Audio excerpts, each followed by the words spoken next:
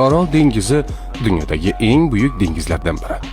Orol dengizi Kaspiy va Viktoriya dengizlari hamda Kanadaning yuqori ko'lidan keyin hajmi bo'yicha dunyodagi 4-chi ichki ko'l edi. U Sersuv, Amudaryo va Sirdaryodan oziqlanib, uning suvlarida baliqlar serob edi.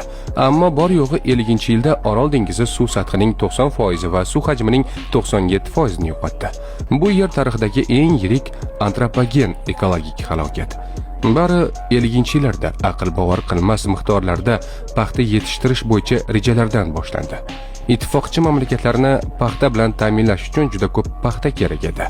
Paxta esa ko'p suvni yoqtiradi, tuzni aksincha yoqtirmaydi. Tonnalab o'g'it va kimyoviy moddalarni talab qiladi. Uni O'rta Osiyoning quruq sho'r tuprog'ida o'stirish qutb doirasi atrofida ananas o'stirish bilan barobar. Iloji bor, ammo nimaning evaziga? Hukumat buni o'ylamagan ko'rinadi. Amudaryo va Sirdaryoning suvlari sug'orishga yo'naltirildi. Shoshilinch tarzda qazilgan kanallardagi suv bug'lanar, gidroizolyatsiya tuproqqa ketardi. Ko'p suv kerak edi, paxta dalalarini sug'orish emas, tuzdan yuvish kerak.